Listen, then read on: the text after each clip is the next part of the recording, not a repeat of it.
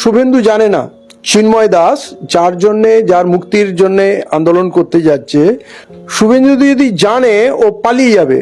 Already ওর যা তথ্য এসছে, যে ইসকনের মুখপাত্র ছিল সেই ইসকন প্রেস কনফারেন্স করে জানাচ্ছে ওর কর্মকাণ্ডের কোনো দায়িত্ব আমরা নেব না, এবং সে জেরার মুখে স্বীকার করেছে সে প্রতিদিন রাত্রে তার মহিলা সদস্যদের রাত্রে দেখে সে শোষণ করত। আমি এর থেকে আর বেশি কিছু বলতে পারছি না। শিশুদের সঙ্গে খারাপ ব্যবহার করত, এবং তার বাড়িতে কোটি কোটি টাকা পাওয়া গেছে, অবৈধ টাকা, এবং 1 কিলো সোনা পাওয়া গেছে। এটা আজকের রিপোর্ট। তো ও তো একটা পাগল, শুভেন্দু একটা পাগল। ও একটা কিছু পেলে হিন্দু হলেই হলো। আরে প্রথম কথা হচ্ছে যে ওই যে যার জন্য করছে সে কি হিন্দু? হিন্দু ধর্ম কি বলে? ইসকনরা কি হিন্দু? তাদের স্লোগান কি জয় শ্রীরাম? এরা জয় শ্রীরাম ইউজ করছে। তাহলে প্রথম কথা বিষয়টা বুঝুক। যেভাবে শুভেন্দু আন্দোলনে নেমে গেছে সেইভাবে আমাদের প্রধানমন্ত্রীও বিবৃতি দিয়ে দিল বাংলাদেশে হিন্দুদের উপরে অন্যায় হচ্ছে, ওকে গ্রেপ্তার করেছে, প্রতিক্রিয়া দিল। মানে অশিক্ষিত লোক হলে এইটা সমস্যা হয়। এরা সব জায়গায় হিন্দু মুসলমান করছে। সেই লোকটা না হিন্দু, না ভালো মানুষ, না সমাজসেবী। তার সংগঠন তাকে বহিষ্কার করেছে এবং বিবৃতি দিয়ে জানিয়ে যাচ্ছে ওর কর্মকাণ্ডের দায় আমরা নেব না। তাহলে এটা মূর্খার মতো কাজ হচ্ছে। বাংলাদেশের বিষয়, প্রথম কথা ওটা একটা বিদেশের ব্যাপার। তাদের দেশে তারা প্রয়োজন অনুযায়ী তাদের দেশের স্বার্থে কাউকে গ্রেপ্তার করতে পারে, ইনভেস্টিগেশন হবে, প্রমাণ হবে। যেমন দাবি উঠেছিল ইসকনকে ব্যান করা হোক, কিন্তু আদালত সবকিছু শোনা জানার পর বলল না, ব্যান করা হবে না। তার মানে তারা বায়াস না।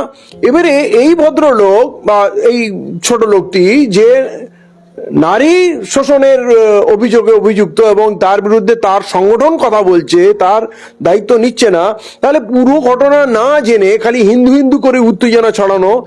বাংলাদেশে মানুষকে, বাংলাদেশের হিন্দুদের, এদের কিছু এজেন্ট আছে, এরা প্ররোচনা দিয়ে চাচ্ছে বাংলাদেশে উত্তেজনা হোক, আর সেইটা আমরা পশ্চিমবাংলা তথা ভারতবর্ষে আমরা কাজে লাগাবো যে ওখানে হিন্দুদের খুব অত্যাচার হচ্ছে। তার মানে কি এখানে মুসলমানদের অত্যাচার করতে হবে, বা এখানে হিন্দুদের ঐক্যবদ্ধ হতে হবে? আরে এই দেশের হিন্দুদের তোমরা ন্যায় বিচার দাও না। আমার মণিপুরের বোনেদের, আমার মণিপুরের শিশুদের জীবন সুরক্ষিত না, তাদের হত্যা করা হচ্ছে, তাদের মন্দির গির্জা ভাঙচুর হচ্ছে। এই এতদিনে যে দাঙ্গা হচ্ছে মণিপুরে, একদিকে হিন্দু আদিবাসী আর একদিকে খ্রিস্টান আদিবাসী, এই তো এদের সত্তা তো এরা ভারতীয়। তাহলে এই 1 বছরের উপরে হত্যালীলা চলছে, সেখানে বিজেপির, নরেন্দ্র মোদীর কোনো আগ্রহ নেই। আমার আসামের আমার বোনেরা, আমার ভাইরা নির্যাতিত, এনআরসির নামে তাদের জীবন তছনছ হয়েছে, লক্ষ লক্ষ মানুষের আধার কার্ড ধ্বংস হয়েছে, তাদের কাজ কর্ম জীবিকা ধ্বংস হয়ে গেছে। মানে কষ্ট বলে বোঝানো যাবে না, যার উপরে হচ্ছে তারাই বুঝবে। ত্রিপুরায় আমার বাঙালি ভাই বোনদের উপরে অত্যাচার হচ্ছে, আমার উত্তরপ্রদেশে আমার দলিত ভাই বোনদের অত্যাচার হচ্ছে, আদিবাসীদের জমি জঙ্গল কেড়ে নেওয়া হচ্ছে, তাদের হত্যা করা হচ্ছে। এরা হিন্দু না? এরা ভারতীয় না? বাংলাদেশের ব্যাপারে তোমরা যাচ্ছ উত্তেজনা ছড়াতে। আসলে বাংলাদেশে যে হিন্দু ভাইরা শান্তিতে আছে, বাংলাদেশের হিন্দু ভাইরা সুরক্ষিত। আমার বাংলাদেশে হিন্দু বন্ধু আছে আর মুসলমান প্রচুর আত্মীয় আছে, আমি কয়েকবার গেছি, তারা সেখানে যথেষ্ট ভালো আছে, তাদের মধ্যে কোনো বিরোধ নেই। এরা কিছু হিন্দুত্ববাদী সংগঠন এজেন্ট পাঠিয়ে ওখানে উত্তেজনা চড়েছে রাজনৈতিক ফায়দা নেওয়ার জন্য।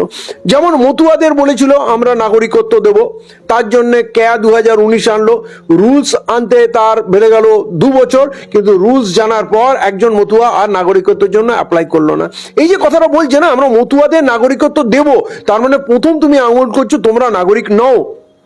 নাগরিক তারা নয় কেন? তারা এত বছর ধরে এখানে আছে, তারা ভোট দিয়ে সরকার করছে, তারা চাকরি করছে, ব্যবসা করছে, সরকারকে ট্যাক্স দিচ্ছে, তাদের আধার কার্ড, ভোটার কার্ড, তাদের প্যান কার্ড সবকিছু রয়েছে, আর তুমি দুম করে বলে দেবে এরা নাগরিক না, আর লোককে আতঙ্কিত করে লোভ দেখাচ্ছ আমাকে ভোট দাও, আমরা তোমাকে নাগরিকত্ব দেবো। তাহলে দেশ বিদেশের লোক নাগরিকত্ব ভারতে এর আগেও নিয়েছে, তাহলে কি করে নিয়েছে?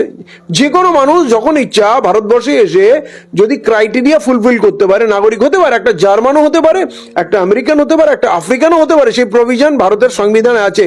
তাহলে এই নতুন এই নোংরামো, তাহলে আমি বলবো আমার হিন্দু ভাই বোনদের, এরা ভারতবর্ষটাকে জ্বালিয়ে পুড়িয়ে ছারখার করে দিয়েছে, ধ্বংস করে দিয়েছে। এরা কি কি প্রতিশ্রুতি দিয়েছিল? अच्छे दिन आएंगे, काला धन वापस आएंगे, सबके अकाउंट में 15 लाख जाएंगे, सबको 2022 तक पक्का मकान मिलेगा, किसान को दुगनी फसल का कीमत मिलेगा, बेटी पढ़ाओ बेटी बढ़ाओ। ये जो पूरा ব্যাপার, ডিজিটাল সিটি, স্মার্ট সিটি, হ্যাঁ, আমাদের নাকি 5 ট্রিলিয়ন ইকোনমি হবে, তাহলে আমরা পেলাম কি? আমাদের সরকারি সম্পত্তি, রেল থেকে আরম্ভ করে হাওয়াই জাহাজ থেকে আরম্ভ করে, আবার বলেছিল হাওয়াই জাহাজ, যারা হাওয়াই চটি পড়ে তাদের হাওয়াই জাহাজ, যা পেরেছে তাই বলেছে। তাহলে বাস্তব মিলিয়ে দেখতে হবে এরা আমাদের কিছু দিল নাকি লুটে নিল। আমরা কি আগে ভালো ছিলাম না এখন ভালো আছি?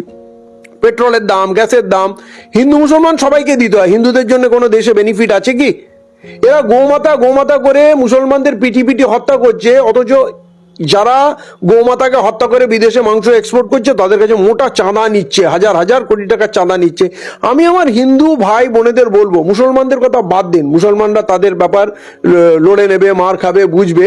আমি বলছি বিজেপি তো হিন্দুদের দল বলে, হিন্দু রাষ্ট্র করবে, হিন্দুদের অধিকার নিয়ে কথা বলে। তারা হিন্দুদের জন্য কি করেছে? আদানি আম্বানিকে ঢেলে তুলে দিয়েছে, বা ওর মধ্যে হয়তো ওর পার্টনারশিপ আছে। আজকে আদানির নামে আমেরিকায় ওয়ারেন্ট বেরিয়ে গেছে, কাল এই নরেন্দ্র মোদীর নামে ওয়ারেন্ট বেরিয়ে যাবে। এরা কোথাও মুখ দেখানোর অবস্থায় নেই, এরা সব কিছু ধামাচাপার জন্য। আমাদের দেশের সব সম্পদ শেষ, যত খনি থেকে, মাইন্স থেকে, ফিল্ড থেকে, হাইওয়ে থেকে, রেলওয়ে থেকে সব শেষ হয়ে গেল। আমাদের দেশ দেনায় ডুবে গেছে।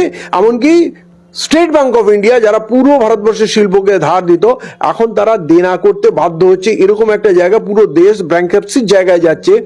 আপনি বলুন, বাংলাদেশে একজন লোককে অ্যারেস্ট করেছে, কোন দেশে কেউ অ্যারেস্ট হয় না? আমাদের দেশে কেউ অ্যারেস্ট হয় না?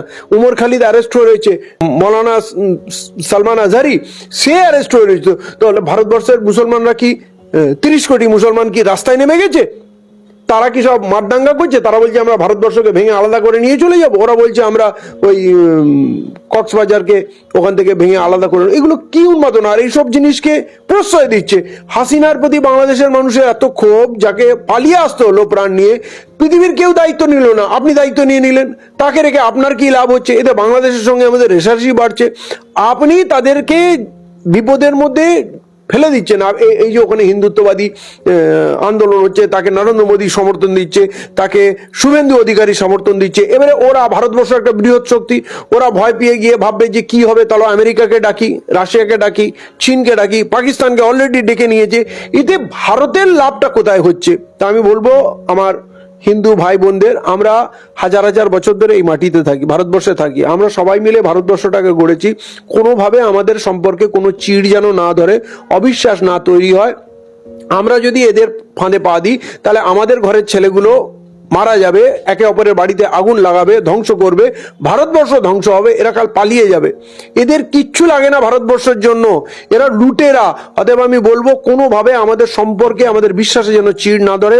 খুব তলিয়ে ভাবুন, ওই যে চিন্ময় দাস, সেই লোকটা কেমন, তার কার্যকাণ্ড কেমন, সব তোর সামনে আসছে। তারা যদি বায়াস হতো, তাহলে ইসকনকে তারা ব্যান করতে পারতো, ক্ষমতা আছে। আমাদের দেশে সিমিকে ব্যান করা হয়েছে, পপুলার ফ্রন্ট অফ ইন্ডিয়াকে ব্যান করেছে, কিন্তু তারা করেনি। তাহলে একটা অপরাধীকে যদি ধরে, তার জন্য আমাদের দেশের হিন্দুরা অলরেডি আজকে রাস্তায় নেমে গেছে, বর্ডার সিল করব। অলরেডি কেন্দ্র সরকার ওখান থেকে আলু পেঁয়াজ যাওয়া বন্ধ করে দিয়েছে, কোনো ব্যবসা করব না, ওখানে বাংলাদেশিদের কোনো ভিসা দেবো না, বাংলাদেশিরা এখানে আসতে পারবে না। ক্ষতিকার হবে। পশ্চিমবাংলার ইকোনমিতে বিশাল ধস নেমেছে। বাংলাদেশিরা আসলো, বেশিরভাগ ভেলোরে চিকিৎসা করতে যেত, আর নাহলে নিউ মার্কেটে কলকাতায় এসে কেনাকাটা করতো, ঘুরতো। তারা না আসার জন্য এখানকার ব্যবসা বসে যাচ্ছে। ভারতের অর্থনীতিতে বিশাল একটা ক্ষতি। এবং ভারতের যে ট্যুরিজম, ফরেন ট্যুরিজম আসে, তার 30 থেকে 35% শুধু বাংলাদেশি আসতো। তাহলে এই লস কে ভরপাই করবে? এই জীবিকা তো ভারতবর্ষের মানুষ পেত, তাদের অর্থনীতি উন্নত হতো, তারা রোজগার পেত। নরেন্দ্র মোদী করবে, আর সেটা ভারতের মানুষের জন্য ভালো হবে, এটা সম্ভব না। ভ্যাকসিন দিয়েছিল, ফ্রিতে ভ্যাকসিন দিয়েছিল, ভারতবাসীকে পঙ্গু করে দিয়েছে। সেই ভ্যাকসিন কোম্পানি আদালতে স্বীকার করেছে আমাদের ত্রুটিপূর্ণ ভ্যাকসিন, এতে রক্ত জমাট বাড়ছে এবং তাতে মানুষের ভয়ানক রোগ হচ্ছে, মানুষ দুর্বল হচ্ছে, অসুস্থ হচ্ছে। মানে নরেন্দ্র মোদী কিছু করবে, আপনাকে হাজারবার ভাবতে হবে এর পিছনে অভিসন্ধি কি আছে, ষড়যন্ত্র কি আছে। নাহলে আমরা এখনো যদি না জাগি, আমরা ধ্বংস হয়ে যাব। বাংলাদেশের ভাই বোন, আমাদের হিন্দু মুসলমান প্রত্যেকেরই আত্মীয় বাংলাদেশে আছে। অর্থাৎ বাংলাদেশ যদি উন্নতি করে, বাংলাদেশে যদি শান্তি থাকে, সেটা কিন্তু আমাদের জন্য ভালো। বাংলাদেশ আমাদের থেকে আলাদা নাই, ভারতবর্ষ থেকে, বাংলা থেকে ভাগ করে, শুধু ভারতবর্ষ থেকে বাংলা দ্বিখণ্ডিত হয়েছে। আমাদের এখনো হৃৎপিণ্ডে বাংলা আছে। কার মাসি, কার কাকা, কার ভাই বোন বাংলাদেশে থাকে না বলুন? হিন্দু মুসলমান কেউ বলতে পারবে না।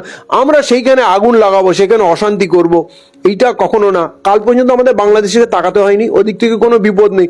নরেন্দ্র মোদীর এই হাসিনাকে তুলে এনে এই কাজটা করার পর এখন ওইখানে বিদেশি শত্রুরা এসে ঘাঁটি বাঁধছে, ভারতবর্ষের জন্য একটা মাথা ব্যথার কারণ হয়েছে। অতএব এদের খপ্পরে কেউ পা দেবেন না, সাবধানে থাকবেন, সাম্প্রদায়িক সম্প্রীতি বজায় রাখুন। আমরা হাজার হাজার বছর ধরে যেমন ছিজি, বিজেপি আছে, আরএসএস আছে, কাল থাকবে না, কিন্তু